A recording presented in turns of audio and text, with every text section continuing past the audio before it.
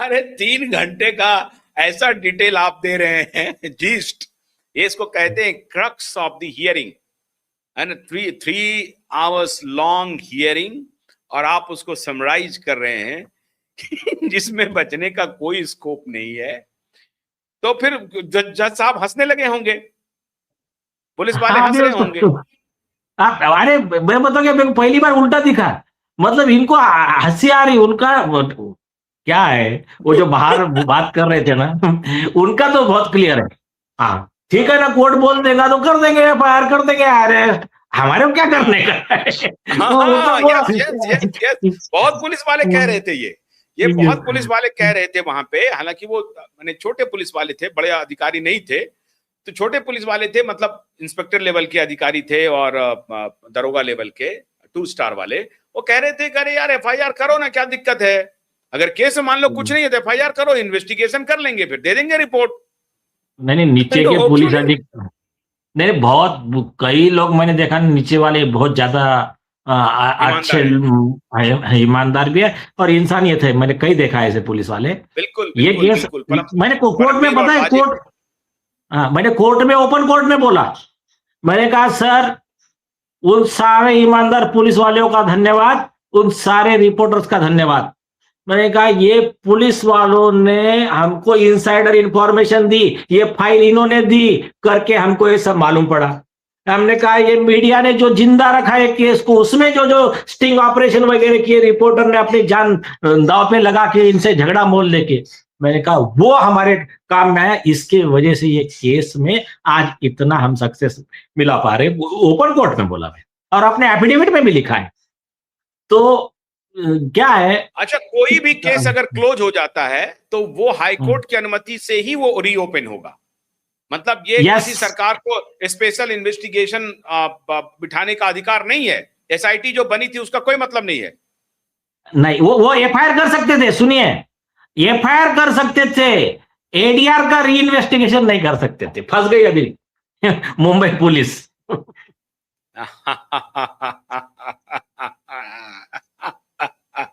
अच्छा, इसका क्या डिफेंस लेगी मुंबई पुलिस?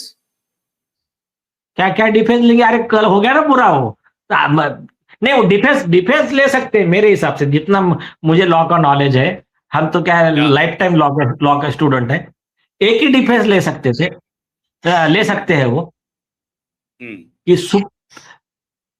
सुप्रीम कोर्ट हमको लागू नहीं पड़ता है, हमको एक विशेष संविधान में अमेंडमेंट करके स्पेशल इम्यूनिटी दी है, हमको इंडिया से बाहर किया गया है। और वो हमको सलमान खान ने भेजा है। हाँ तो वो ऐसा नया बना अमेंडमेंट था। बिल सलमान खान ने हमको भेजा हाँ है पाकिस्तान हाँ के तो सुप्रीम कोर्ट का। हाँ तो वो फिर इंडिया वो में क्या नहीं है मालूम पड़ता है है। क्या? फिर ऐसा जो डिफेंस कोर्ट बोलेगा, ठीक है, तो तुमको जरा हम इधर से बाहर उठा के तिहाड़ में भेज देते फिर।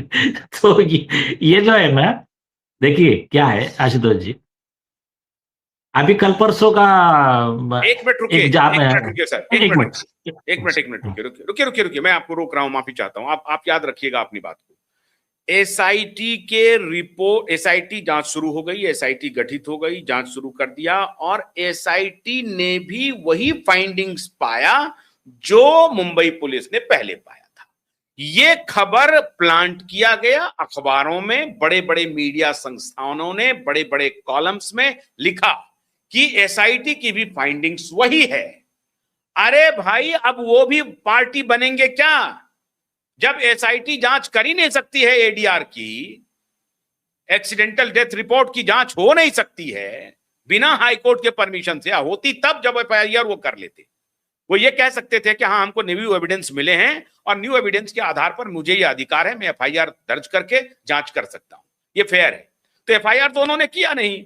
तो उन्होंने जो जांच रिपोर्ट शुरू कर दिया, उसकी जो रिपोर्टिंग करवा दी मीडिया में, इन सबके खिलाफ प्रोसीडिंग्स मांगेंगे आप आने वाले दिनों में, अरे क्योंकि ये ऑलरेडी फाइल मिसकैरेज ऑफ कर। जस्टिस नहीं है। ये सिर्फ मिसकैरेज ऑफ जस्टिस नहीं है, ये मिसकैरेज ऑफ सिस्टम है। होल सिस्टम एक पार्टी बना हुआ है इसमें। अरे भाई ऑलरेडी कंटेम्प्ट पिटीशन फाइल है उस मुद्दे पे, उसमें तुम्हारा न्यूज लॉन्ड्री भी आरोपी है, ये टीवी9 मराठी का वो एक रिपोर्टर, वो लोग भी आरोपी है, और तुम्हारा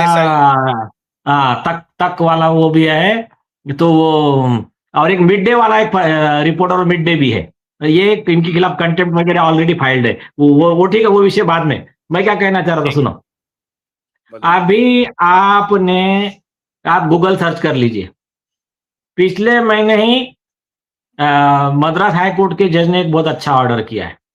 उन्होंने कहा तुमको अगर ये लॉ नहीं मानना है तो पहले तुमको अंडरटेकिंग देना पड़ेगा कि हम इंडिया में नहीं है, इंडिया के संविधान सुप्रीम कोर्ट से हम बाइंड नहीं है, पहले ये डिक्लेयर करो, उसके बाद में बोलो कि हम नहीं मानते, चुपचाप फॉलो करना पड़ेगा तुमको। और कौन सा पॉइंट डिस्कस हुआ, महत्वपूर्ण पॉइंट? दो तो आपने ये दो बहुत हुए। मैं तो बताऊं अभी क्या है, टोटल 3 घंटा था, पहले सुबह का आधा घंटा, बाद में 2.5 घंटा। वो ठीक है, लेकिन समय एंड सब्सटेंस यही है।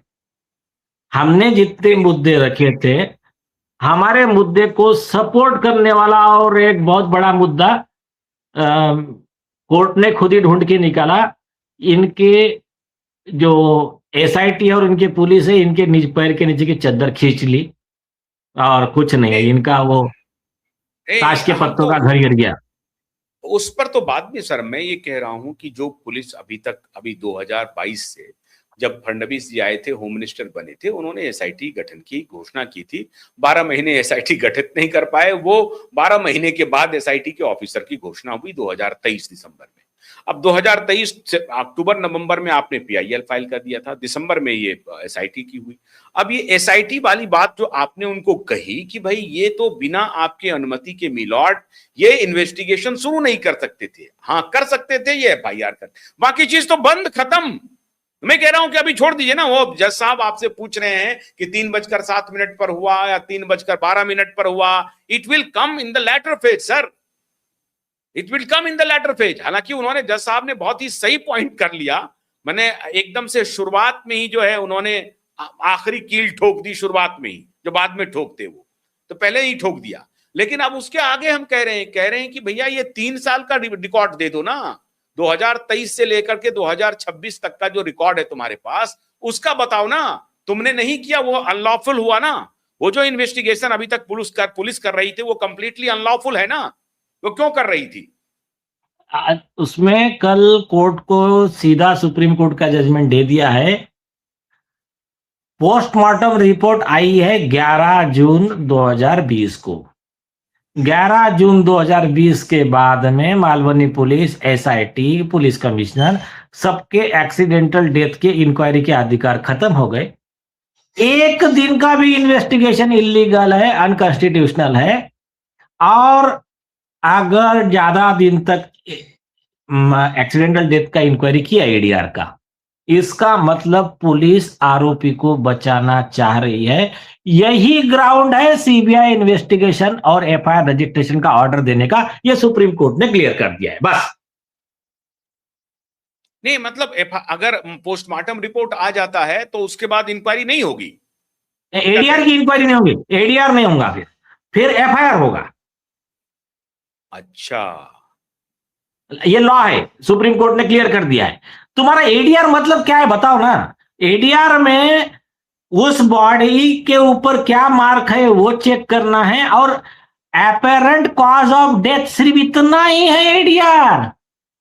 जो भी होता है बाद में इन्वेस्टिगेशन, वो एफआईआर में ही होता है। अच्छा बजाओ ताली, फिर बजाओ ताली। मतलब ये हुआ कि पुलिस ने फर्स्ट इंफॉर्मेशन, जो एक्सीडेंटल डेथ रिपोर्ट है, वो लिखा कि ये एक्सीडेंट का हमको मिला है केस, ये हमने पाया है। अब इसका पोस्टमार्टम रिपोर्ट मिल गया। अब पोस्टमार्टम रिपोर्ट के बाद कंफर्म करना कि exactly it is the accidental death, वो तभी होगा जबकि हम एफआईआर रजिस्टर कर लेंगे। आप ये कह रहे हैं ना? नहीं सुनिए, तो एफआईआर पोस्टमार्टम रिपोर्ट के बाद क्या होगा? हाँ, पोस्टमार्टम रिपोर्ट आया, हाँ, तुमको प्राइमा फेसी दिख गया कि ये केस में ये रीजन है। मैं ओरिजिनल केस बता रहा हूं, ये फैब्रिकेटेड नहीं। ओरिजिनल केस में अगर कोई आदमी है तो उस पर कॉज ऑफ डेथ आ गया कि भाई ये मैटर में ठीक है, ये जो डेथ हुआ है ये हुआ है पानी में डूबने से मौत हो गई है।